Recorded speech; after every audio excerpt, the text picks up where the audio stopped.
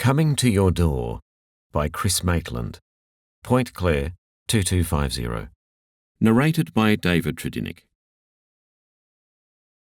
There are positive advantages in reaching my 80s and still being active.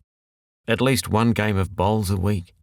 Playing 1950s, 60s rock and roll as a volunteer presenter on my local community radio station, and regaling my grandchildren with stories of how my childhood was so different to theirs.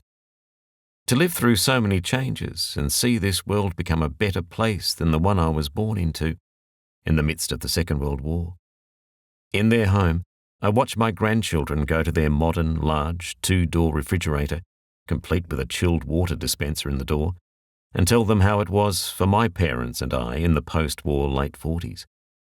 Of how we needed to check the afternoon newspaper to see if our suburb was scheduled for a planned blackout that evening, because there wasn't sufficient power to keep the lights on across Sydney. Mum had to schedule dinner preparation around that. I tell my grandchildren how we needed to keep food and drinks cold, particularly in the heat of an Aussie summer, in a non-electric ice chest, the forerunner of refrigerators.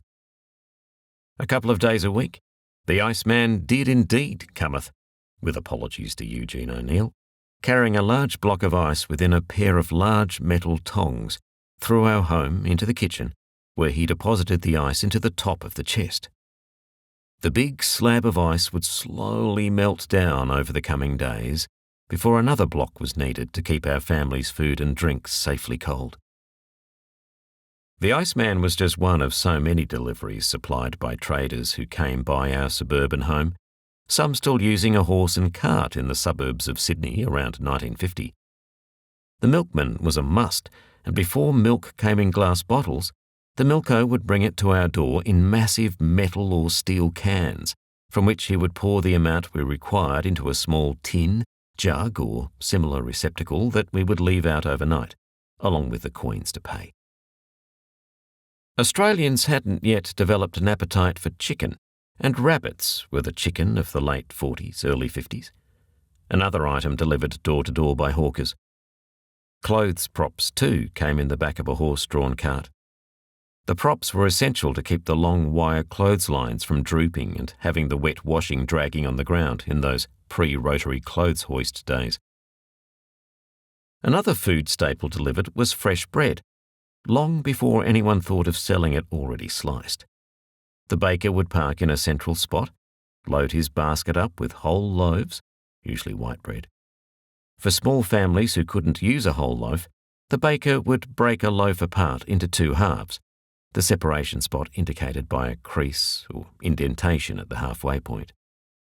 Even our local dry cleaner came around, picking up and delivering from his natty new motor van.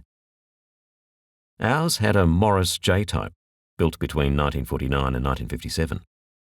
These were the days before supermarkets and regional Westfields. Top Ride would be first in 1957, and Roselands followed in 1965. For our daily food intake, we would shop at the grocery store, the delicatessen, the butcher, and fish shop. Most suburbs had one of each. There were very few pre-packaged goods. Most items at the grocery came from containers in the store into brown bags. The deli and the butcher wrapped food in white paper that became known as butcher paper, and the fish shops often wrapped the fish and chips in old newspapers. Speaking of newspapers, while we did have newsagent shops in most suburbs, school kids did paper runs before and after school, blowing a whistle to alert the neighbourhood that they were around, delivering not just the 2 morning and 2 afternoon newspapers 6 days a week, but with magazines too. Deliveries to our door was a simple and accepted way of life, and if we expected to be out when they called, we would leave the money out. It was safe. Nobody ever stole the handful of coins. It wasn't all give. There was also some take in the door-to-door business. So many homes weren't connected to the sewerage system back then. In the middle of the night, a truck would roll down the street with 2 or 3 men who would enter backyards and leave an empty toilet can in exchange for taking away the full one.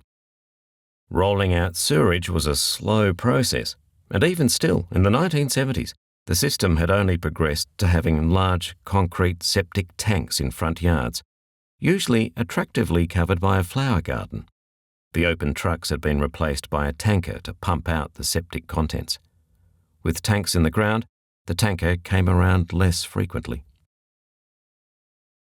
Having told my tales in years past to the older two grandsons, my eldest, now 18 and in his first year of university, overheard me telling how life was to the younger two, now 7 and 9.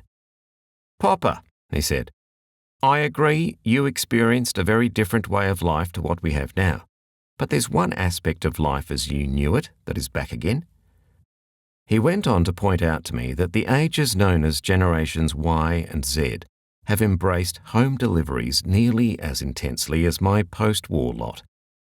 Every suburban supermarket has a fleet of vans to deliver the weekly food order to homes, and Uber Eats will pick up and deliver to your door from fast food and sit-down restaurants alike. Even retail store shopping can be bypassed by ordering online from fashion chains and the likes of Amazon, eBay and Temu.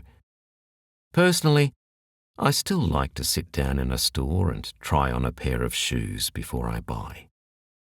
Yes, the more things change, the more they stay the same. The end.